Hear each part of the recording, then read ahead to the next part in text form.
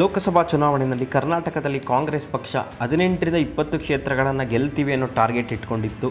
ಆದರೆ ಕಾಂಗ್ರೆಸ್ 2 ಅಂಕಿನೂ ದಾಟಕ್ಕಾಗಲಿಲ್ಲ. ಆದರೆ ಕಳೆದ ಬಾರಿಗಿಂತ 8 ಕ್ಷೇತ್ರಗಳಲ್ಲಿ ಹೆಚ್ಚಾಗಿ ಜಯಬೇರಿಯನ್ನು ಬಾರಿಸ್ತು. BJPಗೆ 8 ಕ್ಷೇತ್ರ ಕಡಿಮೆ ಆಯಿತು. ಯಾವಾಗ ಕಾಂಗ್ರೆಸ್ ಪಕ್ಷಕ್ಕೆ ಬರೀ 9 ಕ್ಷೇತ್ರದಲ್ಲಿ ಗೆಲುವು ಸಿಕ್ತೋ ಆಗ ಕಾಂಗ್ರೆಸ್ ನಾಯಕರು ಸೇರಿದಂತೆ BJP ಪಕ್ಷದ ಹಲವು ನಾಯಕರು ಗ್ಯಾರಂಟಿಗಳು ಜನಗಳಿಗೆ ಇಷ್ಟ ಆಗ್ತಾ ಇಲ್ಲ, ಗ್ಯಾರಂಟಿಗಳಿಂದ ಏನೂ ಪ್ರಯೋಜನ ಇಲ್ಲ, ಗ್ಯಾರಂಟಿಗಳನ್ನ ತಗೊಂಡು ಕೂಡ ಜನಗಳು ಕಾಂಗ್ರೆಸ್ ಪಕ್ಷಕ್ಕೆ ಓಟ್ ಹಾಕಿಲ್ಲ, ಹೀಗಾಗಿ ಗ್ಯಾರಂಟಿಗಳನ್ನು ನಿಲ್ಲಿಸ್ಬಿಡಿ ಅನ್ನೋ ಒತ್ತಡವನ್ನು ಹಾಕ್ತಾ ಬಂದರು. ಅದರಲ್ಲೂ ಕಾಂಗ್ರೆಸ್ MLAಗಳಂತೂ ಸಿದ್ದರಾಮಯ್ಯನವ್ರ ಮೇಲೆ ನಿರಂತರವಾಗಿ ಒತ್ತಡವನ್ನು ಹಾಕೋದಕ್ಕೆ ಶುರು ಮಾಡಿದರು. ಗ್ಯಾರಂಟಿಗಳನ್ನು ನಿಲ್ಲಿಸಿ ಜನ ಪ್ರಯೋಜನ ಪಡೆದು ಓಟ್ ಹಾಕಲಿಲ್ಲ, ಜನಗಳಿಗೆ ಈ ಯೋಜನೆಗಳು ಇಷ್ಟ ಆಗ್ತಾ ಇಲ್ವೇನೋ, ಹೀಗಾಗಿ ಗ್ಯಾರಂಟಿಗಳನ್ನು ನಿಲ್ಲಿಸ್ಬಿಟ್ರೆ ಸರಿ, ಈ ಗ್ಯಾರಂಟಿಗಳನ್ನ ಇದೇ ರೀತಿ ಮುಂದುವರಿಸಿದ್ರೆ ಮುಂದಿನ ದಿನಗಳಲ್ಲಿ ಜನಗಳು ಮತ್ತಷ್ಟು ಅಸಮಾಧಾನಗೊಂಡು ಓಟ್ ಹಾಕದೇ ಇದ್ರೆ ಏನು ಮಾಡೋದು, ತಕ್ಷಣವೇ ನಿಲ್ಲಿಸ್ಬಿಡಿ, ಬೇಕಾಗಿಲ್ಲ ಅಂತೆಲ್ಲ ಸಿದ್ದರಾಮಯ್ಯನವ್ರ ಮೇಲೆ ಒತ್ತಡವನ್ನು ಹಾಕಿದ್ರು. ಇನ್ನು ಕೆಲವರು ನಿಲ್ಲಿಸೋದು ಬೇಡ, ನಿಯಮಗಳನ್ನ ಮಾಡಿಬಿಡಿ, ಇಂಥವ್ರಿಗೆ ಮಾತ್ರ ಸಿಗಬೇಕು ಆ ಯೋಜನೆಗಳು, ಆ ರೀತಿ ಯಾವುದಾದ್ರು ನಿಯಮಗಳನ್ನು ಜಾರಿಗೆ ತನ್ನಿ ಅನ್ನೋ ಒಂದು ಸಲಹೆಯನ್ನು ಕೂಡ ಕೊಟ್ಟರು. ಸಿದ್ದರಾಮಯ್ಯನವ್ರು ಈ ವಿಚಾರವಾಗಿ ಮೀಟಿಂಗನ್ನು ಮಾಡಿದ್ರು. ಆದರೆ ಸಿದ್ದರಾಮಯ್ಯನವ್ರು ಎಲ್ಲರ ಮಾತನ್ನು ಕೇಳಿ ಕಡೆಗೆ ಒಂದು ವಿಚಾರವನ್ನು ಖಡಕ್ಕಾಗಿ ಹೇಳ್ತಾರಂತೆ. ಯಾರು ಹೇಳಿದ್ದು ನಿಮಗೆ ಜನ ಓಟ್ ಹಾಕಿಲ್ಲ ಅಂತ? ಜನ ಓಟ್ ಹಾಕಿದ್ದಾರೆ, ನಮಗೆ ಸ್ಥಾನಗಳು ಬಂದಿಲ್ಲ ಅಷ್ಟೇ, ಓಟ್ ಹಾಕಿದ್ದಾರೆ. ಕಳೆದ ಬಾರಿಗಿಂತ 14% ಹೆಚ್ಚು ಓಟ್ ಬಿದ್ದಿದೆ. ಕಳೆದ 2019ರ ಲೋಕಸಭಾ ಚುನಾವಣೆಗಿಂತ ಈ ಬಾರಿ ನಮಗೆ 14%ನಷ್ಟು ಓಟು ಹೆಚ್ಚಾಗಿದೆ. ಇದು ಜನಗಳು ಹಾಕಿರೋ ಓಟ್ ಅಲ್ವಾ, ಬೇರೆ ಯಾರೋ ಬಂದು ಓಟ್ ಹಾಕ್ಬಿಟ್ಟಿದ್ದಾರೆ. ಜನಗಳಿಗೆ ಯೋಜನೆ ಇಷ್ಟ ಆಗಿರೋದಕ್ಕೆ ಓಟ್ ಶೇಕಡಾವಾರು ಪ್ರಮಾಣ ಜಾಸ್ತಿ ಆಗಿದೆ. BJPಗೂ ನಮಗೂ ಕೇವಲ 0.5% ಓಟ್ ಅಷ್ಟೇ ಹೆಚ್ಚು ಕಡಿಮೆ ಆಗಿರೋದು ಲೋಕಸಭಾ ಚುನಾವಣೆಯಲ್ಲಿ. ಆದರೆ ಸ್ಥಾನಗಳು ಅವ್ರಿಗೆ ಹೆಚ್ಚು ಬಂದಿದೆ, ನಮ್ಗೆ ಕಮ್ಮಿ ಬಂದಿರ್ಬೋದು. ಆದರೆ ಪರ್ಸೆಂಟೇಜ್ ಆಫ್ ಓಟ್ ಕಾಂಗ್ರೆಸ್ ಪಕ್ಷಕ್ಕೆ ಹೆಚ್ಚು ಬಂದಿರೋದು, ಜನಗಳಿಗೆ ಯೋಜನೆಗಳು ಇಷ್ಟ ಆಗಿರೋದಕ್ಕೇ ಓಟ್ ಹಾಕಿದ್ದಾರೆ. ಹೀಗಾಗಿ ನಿಲ್ಲಿಸುವಂಥ ಪ್ರಶ್ನೆಯೇ ಇಲ್ಲ. ಈ ಯೋಜನೆಗಳು ಕಂಟಿನ್ಯೂ ಆಗತ್ತೆ ಅಂತ ಕಡ್ಡಿ ತುಂಡಾದಂತ ಹೇಳಿದ್ದಾರೆ. ಎಲ್ಲರೂ ಕೂಡ ಈ ಯೋಜನೆಗಳನ್ನು ನಿಲ್ಲಿಸಿ ಬೇಡ ಅಂದರು.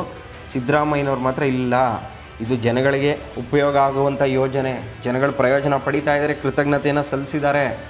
ಸ್ಥಾನಗಳು ಬಂದಿಲ್ಲ ಆದರೆ ಓಟ್ ಹಾಕಿದ್ದಾರೆ, ಎಲ್ಲೋ ಹೆಚ್ಚು ಕಡಿಮೆ ಆಗಿದೆ ಅಷ್ಟೇ, ನಮಗೆ ಕ್ಷೇತ್ರಗಳು ಬಂದಿಲ್ಲ.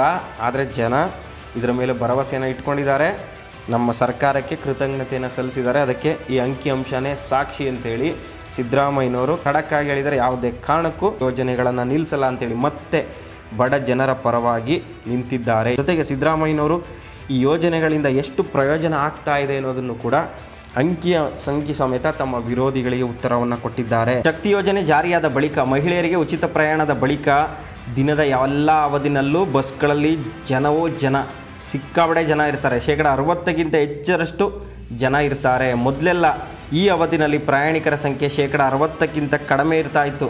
ಆದರೆ ಈಗ 60%ಕ್ಕಿಂತ ಹೆಚ್ಚಿರುತ್ತೆ ಮತ್ತು 85ರಿಂದ 100ರಷ್ಟು ಬಸ್ಗಳು ಭರ್ತಿಯಾಗಿರುತ್ತೆ. ನೋಡಿ, ನೀವು ಪ್ರತಿಯೊಂದು ಬಸ್ಗಳಲ್ಲಿ ಈಗ 85% ಜನ ಇರ್ತಾರೆ, ಕೆಲ ಬಸ್ಗಳು 100% ಭರ್ತಿಯಾಗಿರುತ್ತೆ. ಈ ರೀತಿ ದಾಖಲೆಯನ್ನು ಸಾರಿಗೆ ಇಲಾಖೆ ಯಾವತ್ತೂ ಮಾಡಿರಲಿಲ್ಲ. ಆದರೆ ಶಕ್ತಿ ಯೋಜನೆ ಜಾರಿಗೆ ಬಂದ ಮೇಲೆ ಎಲ್ಲ ಬಸ್ಗಳು ಭರ್ತಿ ಆಗ್ತಾ ಇದೆ. ಇದು ಶಕ್ತಿ ಯೋಜನೆಯ ಸಾಧನೆ ಅಲ್ವಾ ಅಂತೇಳಿ ಸಿದ್ದರಾಮಯ್ಯನವರು ತಮ್ಮ ವಿರೋಧಿಗಳಿಗೆ ಉತ್ತರವನ್ನು ಕೊಡ್ತಾ ಇದ್ದಾರೆ. ಮತ್ತು ಮಹಿಳೆಯರಿಗೆ ಉಚಿತ ಪ್ರಯಾಣದ ಬಳಿಕ KSRTCಗೆ ಡಲ್ ಡೇ ಎಂಬುದೇ ಇಲ್ಲ. ಮೊದಲೆಲ್ಲ ಡಲ್ ಡೇ ಅಂದರೆ ಮಂಗಳವಾರ, ಬುಧವಾರ, ಗುರುವಾರ, ಶನಿವಾರ, ಆವತ್ತಿನ ದಿನ ಜನನೇ ಇರ್ತಾ ಇರಲಿಲ್ಲ ಬಸ್ಗಳಿಗೆ. ಆದರೆ ಈಗ ಪ್ರತಿದಿನ 85% ಜನ ಇದ್ದೇ ಇರ್ತಾರೆ. ಇದರಿಂದ ಸಾರಿಗೆ ಇಲಾಖೆಗೂ ಆದಾಯ ಬರ್ತಾ ಇದೆ. ಹೆಂಗಸರು ಉಚಿತವಾಗಿ ಪ್ರಯಾಣ ಮಾಡೋದಕ್ಕೆ ಅವ್ರ ಜೊತೆ ಅವರ ಗಂಡು ಮಕ್ಕಳು ಅಥವಾ ಅವರ ಪತಿಯಂದಿರು ಕೂಡ ಬಸ್ನಲ್ಲಿ ಓಡಾಡ್ತಾ ಇದ್ದಾರೆ. ಇದರಿಂದಾಗಿ ಸಾರಿಗೆ ಇಲಾಖೆ ಆದಾಯ ದುಪ್ಪಟ್ಟಾಗಿದೆ ಅನ್ನೋ ಮಾಹಿತಿಯನ್ನು ಕೊಡ್ತಾ ಇದ್ದಾರೆ. ಮೊದಲೆಲ್ಲ ಶಕ್ತಿ ಯೋಜನೆ ಬರೋದಕ್ಕೂ ಮುಂಚೆ ದೈನಂದಿನದ ಆದಾಯ 9.7 ಕೋಟಿಯಷ್ಟು ಇರ್ತಾ ಇತ್ತು. ಆದರೆ ಶಕ್ತಿ ಯೋಜನೆ ಬಳಿಕ ಪ್ರತಿದಿನ 13.9 ಕೋಟಿ ಆದಾಯ ಬರ್ತಾ ಇದೆ. ಶಕ್ತಿ ಯೋಜನೆಗೂ ಮೊದಲು ಮಾಸಿಕ ಆದಾಯ 250 ಕೋಟಿ ಇರ್ತಾ ಇತ್ತು. ಆದರೆ ಈಗ ಮಾಸಿಕ ಆದಾಯ 400 ಕೋಟಿಗೂ ಅಧಿಕವಾಗಿದೆ. ಇದು ಶಕ್ತಿ ಯೋಜನೆಯ ಸಾಧನೆ ಅಲ್ವಾ. ಶಕ್ತಿ ಯೋಜನೆಯಿಂದ ಸಾರಿಗೆ ನಷ್ಟದಲ್ಲಿದ್ದಂಥ ಸಾರಿಗೆ ಇಲಾಖೆ ಇವತ್ತು ಲಾಭದಲ್ಲಿದೆ. ಅದನ್ನು ಯಾರೂ ನೋಡ್ತಾ ಇಲ್ಲ, ಬರೀ ಜನ ತುಂಬ್ಕೊತಾ ಇದ್ದಾರೆ, ಹೆಂಗಸರು ತುಂಬ್ಕೊತಾ ಇದ್ದಾರೆ ಅಂತೇಳಿ ಬಾಯಿ ಬಡ್ಕೊತಾ ಇದ್ದೀರಲ್ಲ. ಇದರಿಂದ ಇಷ್ಟೊಂದು ಲಾಭ ಬರ್ತಾ ಇದೆಯಪ್ಪ. ಲಾಭ ಇಲ್ಲದೇ ನಾವು ಜನಗಳಿಗೆ ಉಚಿತವಾಗಿ ಕೊಡೋಕ್ಕಾಗತ್ತಾ, ಹೊಸ ಬಸ್ಗಳನ್ನ ಖರೀದಿ ಮಾಡೋಕ್ಕಾಗತ್ತಾ ಅಂತೇಳಿ ಸಿದ್ದರಾಮಯ್ಯನವರು ತಮ್ಮ ವಿರೋಧಿಗಳಿಗೆ ಟಾಂಗ್ ಕೊಡ್ತಾ ಇದ್ದಾರೆ. ಮತ್ತು ಈ ಶಕ್ತಿ ಯೋಜನೆಗಳು ಅಂದರೆ ಗ್ಯಾರಂಟಿ ಯೋಜನೆಗಳ ಜಾರಿಗೆ ಬಂದ ಮೇಲೆ GST ಸಂಗ್ರಹ ಹೆಚ್ಚಾಗಿದೆ. GST ಸಂಗ್ರಹ ಹೆಚ್ಚಾದರೆ ಲಾಭ ಆಗೋದು ಯಾರಿಗೆ? ಕೇಂದ್ರ ಸರ್ಕಾರಕ್ಕೆ. ನಮ್ಮ ಯೋಜನೆಯಿಂದ ಕೇಂದ್ರ ಸರ್ಕಾರಕ್ಕೆ ಲಾಭ ಆಗ್ತಾ ಇದೆ.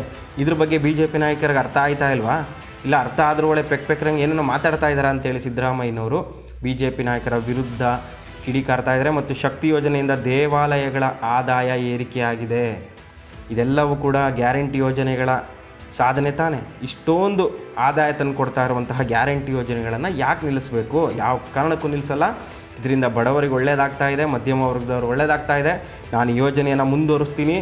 ಬೇಕಾದ್ರೆ ಯೋಗ್ಯತೆ ಇಲ್ಲರೋರು ಸ್ವಲ್ಪ ತಿನ್ಕೊಳ್ಳಿ, ಪರವಾಗಿಲ್ಲ. ಆದರೆ ಯೋಗ್ಯತೆ ಇರೋರಿಗೆ ಈ ಯೋಜನೆಗಳು ಸಿಗ್ತಾ ಇದೆ. ಯೋಜನೆಗಳು ಎಷ್ಟೋ ನೆಮ್ಮದಿ ಕೊಟ್ಟಿದೆ. ಯಾವ ಕಾರಣಕ್ಕೂ ನಾನು 5 ಗ್ಯಾರಂಟಿಗಳನ್ನು ನಿಲ್ಲಿಸೋಲ್ಲ ಅಂತೇಳಿ ಸಿದ್ದರಾಮಯ್ಯನವರಿಗೆ ದೃಢ ನಿರ್ಧಾರವನ್ನು ಮಾಡಿದ್ದಾರೆ. ಮತ್ತು ಆರ್ ಅಶೋಕ್ ಅವರು ಈ ಯೋಜನೆಗಳಿಂದ ಏನು ಪ್ರಯೋಜನ ಆಗ್ತಾ ಇಲ್ಲ, ಕಾಂಗ್ರೆಸ್ಗೆ ಗ್ಯಾರಂಟಿ ಕೈ ಹಿಡಿದಿಲ್ಲ. ಈ ಲೋಕಸಭಾ ಚುನಾವಣೆಯಲ್ಲಿ ಕಾಂಗ್ರೆಸ್ ಸೋತಿರೋದ್ರಿಂದ ಜನಗಳ ಮೇಲೆ ಏನಾದರೂ ತೆರಿಗೆ ವಿಧಿಸ್ಬಿಟ್ರೆ ಹೋರಾಟ ಮಾಡ್ತೀನಿ ಅಂತೇಳಿ ಆರ್ ಅಶೋಕ್ ಅವರು ಎಚ್ಚರಿಕೆಯನ್ನು ಕೊಟ್ಟಿದ್ದರು. ಅದಕ್ಕೆ ಸಿದ್ದರಾಮಯ್ಯನವರು ಟ್ವೀಟ್ ಮೂಲಕನೇ ತಿರುಗೇಟನ್ನು ಕೊಟ್ಟಿದ್ದಾರೆ. ವಿರೋಧ ಪಕ್ಷದ ನಾಯಕರಾದ ಆರ್ ಅಶೋಕ್ ಅವರು ಆಗಾಗ ತಮ್ಮ ಅಜ್ಞಾನದ ಪ್ರದರ್ಶನ ಮಾಡ್ತಾ ರಾಜ್ಯದ ಜನರಿಗೆ ಮನರಂಜನೆಯನ್ನು ನೀಡ್ತಾ ಇರ್ತಾರೆ. ಗ್ಯಾರಂಟಿಗಳು ಕಾಂಗ್ರೆಸ್ ಪಕ್ಷಕ್ಕೆ ಮತ ತಂದು ಕೊಟ್ಟಿಲ್ಲ ಎನ್ನುವುದು ಅವರ ಇತ್ತೀಚಿನ ಸಂಶೋಧನೆ. ಅಶೋಕ್ ಅವರೇ, ನಿಮಗೆ ಮತ್ತು ನಿಮ್ಮ ಪಕ್ಷಕ್ಕೆ ಗ್ಯಾರಂಟಿ ಯೋಜನೆಗಳ ಬಗ್ಗೆ ಯಾಕೆ ಇಷ್ಟೊಂದು ಸಿಟ್ಟು ಮತ್ಸರ? ಅದರ ಫಲಾನುಭವಿಗಳಾದವರು ಬಡವರು, ಮಹಿಳೆಯರು, ಯುವಜನರ ಬಗ್ಗೆ ಯಾಕೆ ನಿಮಗೆ ಇಷ್ಟೊಂದು ದ್ವೇಷ, ಅಸಹನೆ?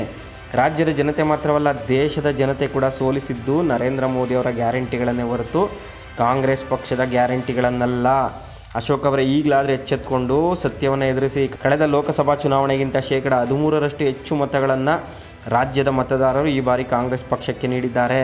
ಪ್ರಸಕ್ತ ಲೋಕಸಭಾ ಚುನಾವಣೆಯಲ್ಲಿ ಬಿಜೆಪಿ ಮತ್ತು ಕಾಂಗ್ರೆಸ್ ಪಕ್ಷಗಳ ನಡುವಿನ ಮತ ಪ್ರಮಾಣದ ಅಂತರ ಕೇವಲ 0.63. ಈಗ ಹೇಳಿ, ಗೆದ್ದವರು ಯಾರು, ಸೋತವರು ಯಾರು ಅಂತೇಳಿ ಸಿದ್ದರಾಮಯ್ಯನವರು ಆರ್ ಅಶೋಕ್ಗೆ ತಿರುಗೇಟನ್ನು ಕೊಟ್ಟಿದ್ದಾರೆ. ಮತ್ತು ನೀವು ಅಂದ್ಕೊಂಡಂಗೆ ನಾವು ಯೋಜನೆಗಳನ್ನು ನಿಲ್ಲಿಸೋದಿಲ್ಲ, ಯೋಜನೆಯಿಂದ ಸರ್ಕಾರಕ್ಕೆ ಲಾಸ್ ಆಗ್ತಾ ಇದೆ ಅನ್ನೋದು ಕೂಡ ಸತ್ಯ ಅಲ್ಲ. ಈ ಯೋಜನೆಗಳಿಂದ ಸರ್ಕಾರಕ್ಕೆ ಭರ್ಜರಿ ಅನುದಾನ ಬರ್ತಾ ಇದೆ. GST ಹೆಚ್ಚಳ ಜಾಸ್ತಿ ಆಗ್ತಾ ಇದೆ. GST ಹೆಚ್ಚಾಯಿತು ಅಂದರೆ ಅದಕ್ಕೆ ಆದಾಯ ಬರೋದು ಕೇಂದ್ರ ಸರ್ಕಾರಕ್ಕೆ. ನಮ್ಮ ಗ್ಯಾರಂಟಿಗಳಿಂದ ನಿಮ್ಮ ಕೇಂದ್ರ ಸರ್ಕಾರಕ್ಕೂ ಆದಾಯ ಬರ್ತಾ ಇದೆ. ಸುಮ್ಮನೆ ಯಾಕೆ ನೀವು ಈ ರೀತಿ ಗೊತ್ತು ಗುರಿ ಇಲ್ದಂಗೆ ಏನೇನೋ ಮಾತನಾಡ್ತೀರಿ? ನೀವೇನಂದ್ರೂ ನಾವು ಯೋಜನೆಗಳನ್ನು ನಿಲ್ಲಿಸೋದು ಇಲ್ಲ, ಜನಗಳ ಹೊಟ್ಟೆ ಮೇಲೆ ಹೊಡೆಯೋದು ಇಲ್ಲ ಅಂತೇಳಿ ಸಿದ್ದರಾಮಯ್ಯನವರು ಆರ್ ಅಶೋಕ್ಗೆ ಖಡಕ್ ತಿರುಗೇಟನ್ನು ಕೊಟ್ಟು ಈ 5 ಗ್ಯಾರಂಟಿಗಳು ನಾನು ಇರೋ ತನಕ ಮುಂದುವರಿಯುತ್ತೆ ಅನ್ನೋ ಒಂದು ಸಂದೇಶವನ್ನು ಕೊಟ್ಟಿರೋದು ನಿಜಕ್ಕೂ ಇದು BJP ನಾಯಕರಿಗೆ ಭಾರಿ ಮುಖಭಂಗ ಅಂತಲೇ ಹೇಳಬಹುದು.